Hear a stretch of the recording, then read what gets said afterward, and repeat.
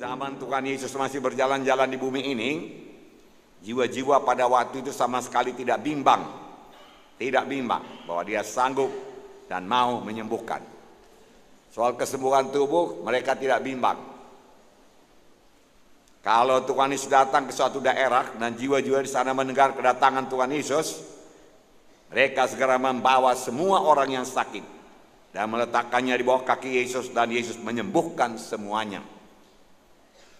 Mereka tidak bimbang, saudaraku, akan kesembuhan tubuh. Apakah Yesus sanggup menyembuhkan dia, mau menyembuhkan dia? Tidak bimbang. Kapan Tuhan Yesus masuk ke suatu daerah, mereka segera memberitahukannya segala penjuru, lalu orang-orang yang sakit dibawa kepada Tuhan Yesus, begitu banyaknya sehingga diletakkan saja di bawah kaki Tuhan Yesus, dan Tuhan Yesus menyembuhkan mereka semuanya. Pada waktu Tuhan Yesus berkata kepada seorang lumpuh, "Hai anakku, dosamu sudah diampuni, dosamu sudah diampuni." Maka orang-orang bimbang apakah Yesus dapat mengampuni dosa. Tetapi kalau mengenai kesembuhan tubuh, mereka tidak bimbang. Pasti sembuh. Datang saja pada Yesus. Tidak pernah ditolak Tuhan Yesus yang datang padanya. Sampai kepada keampunan dosa, keselamatan jiwa, mereka bimbang. Siapa orang ini bisa pula mengampuni dosa? Mereka bimbang apakah Yesus sanggup mengampuni dosa apa tidak. Pada zaman sekarang ini kebalikannya yang terjadi. Kebanyakan orang tidak bimbang bahwasanya Tuhan Yesus mau mengampuni dosanya, menyelamatkan jiwanya, dan dia pun selamat. Dalam hal menerima kesembuhan, kebanyakan mereka masih bimbang. Apakah Tuhan mau menyembuhkan mereka apa tidak?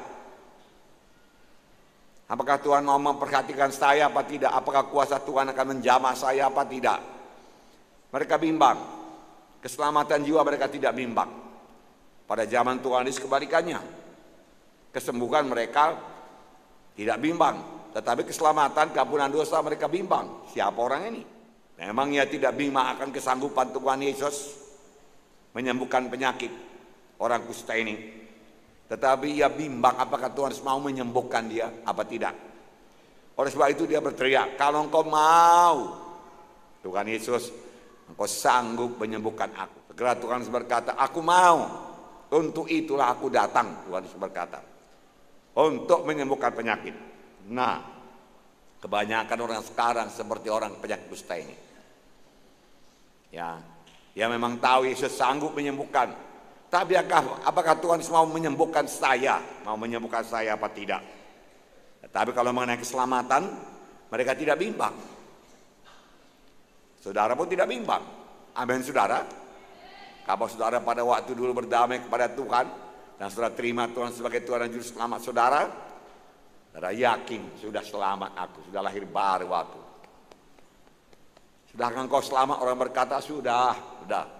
Bahkan saudara tahu tanggalnya pun kalau saudara catat, saudaraku. Lahir baru kapan? Tahun sekian. Kemudian dibaptis. Ya, kenapa begitu saudaraku?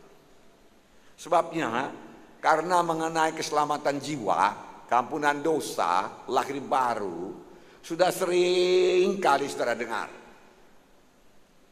Baik dalam khotbah KKR, saudaraku, saya berkhotbah.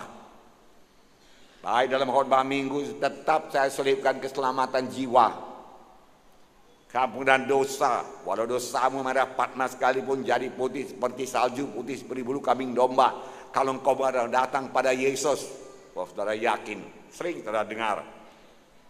Yesus mengangkat dosa kita, dia telah dijadikan dosa. Semua dosa kita timpakan kepadanya supaya kita jadi kebenaran. Tukar tempat, saudaraku. Ada yang menanggung dosa kita. Karena dosa kita tidak bisa dihapus dengan perbuatan baik kita. Tuhan suka perbuatan baik saudara. Tapi perbuatan baik saudara sama sekali tidak menghapus dosa saudara, saudaraku. Yang dapat menghapus dosanya darah Yesus. Sudah sering saudara dengar bagaimana Tuhan Yesus disalib, saudaraku, di kayu salib di Golgota. Karena dia telah jadikan dosa, maka dia dihukum, dia berpisah dengan Bapaknya. Lalu dia berteriak, "Eloi, Eloi, lama sabatani." Bapa, kenapa engkau meninggalkan aku? Kenapa Yesus berteriak demikian? Karena dosa memisahkan. Dosa memisahkan dengan sorga. Dosa memisahkan dengan Bapa dalam sorga yang kudus, saudaraku. Harus berpisah. Yesus tidak sanggup dan dia berteriak. Pada waktu tangannya dipaku tidak dikatakan dia berteriak. Kaki dipaku tidak dikatakan dia berteriak.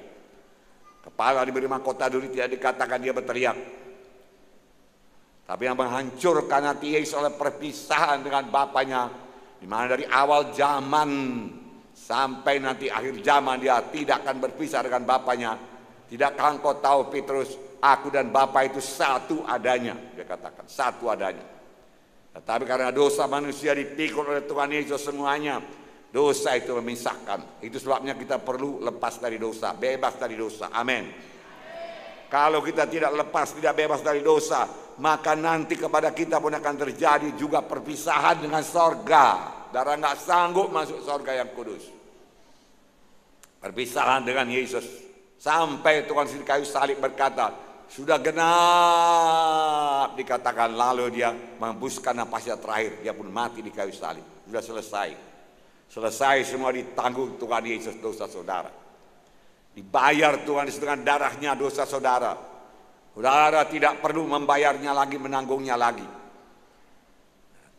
Saudara hanya perlu percaya kepada Tuhan Yesus dan menerima dia sebagai Tuhan dan Juru Selamat saudara. Saudaraku yang kasih dalam nama, itulah berita keselamatan saudaraku yang sudah sering saudara dengar. Genap ditanggung Tuhan Yesus.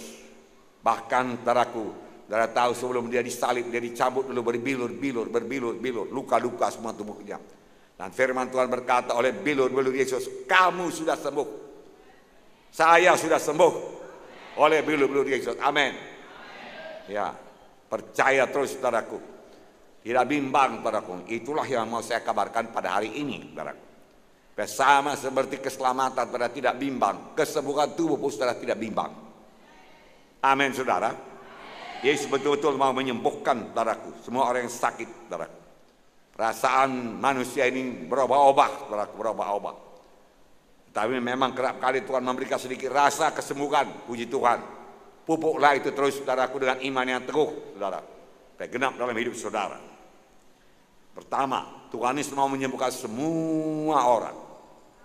Semua jiwa-jiwa yang datang padanya. Semua, saudaraku, semua tertulis saudaraku. Banyak contoh, saya bacakan pada saudara. Tuhan Yesus tidak pernah menolak untuk menyembuhkan orang sakit yang datang kepadanya. Tidak pernah Tuhan Yesus berkata kepada orang sakit tersebut, bukanlah kehendaknya untuk menyembuhkan orang sakit. Menyembuhkan orang sakit adalah prioritas utama dalam pelayanannya.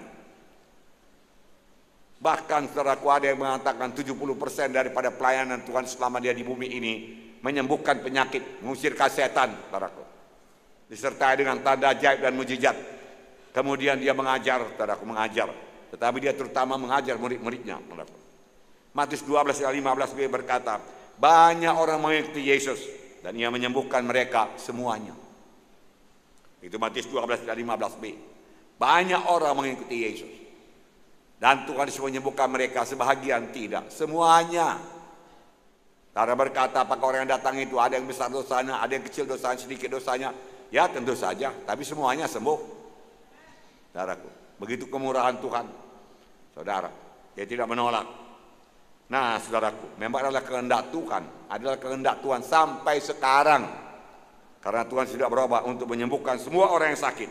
Matius 14 ayat 34-36. Setibanya di seberang, mereka mendarat di Genesaret. Ketika Yesus dikenal orang-orang di tempat itu, mereka memberitahukan ke seluruh daerah itu.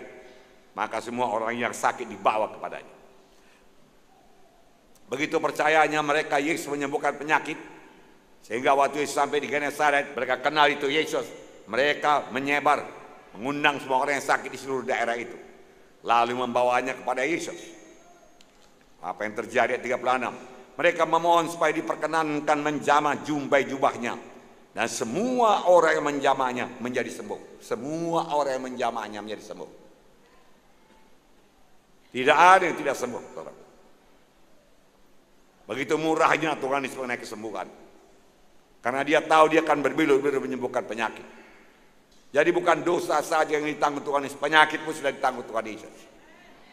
Di akhir zaman ini penyakit bertambah-tambah. Karena itu pekerjaan setan, saudara. Nah, saudaraku, hanya menjamah jumbai jubahnya saja, saudaraku. Sebab dari rumah dia sudah percaya. Dia datang ke situ, aku datang untuk disembuhkan. Aku datang, mujizat akan terjadi.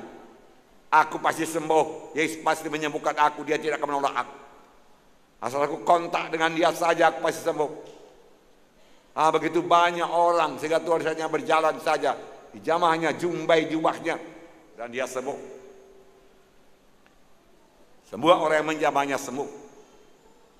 Lukas 4:40. Ketika matahari terbenam, semua orang membawa kepadanya orang-orang sakitnya yang menderita bermacam-macam penyakit. Ia pun meletakkan tangannya atas mereka masing-masing dan menyembuhkan mereka.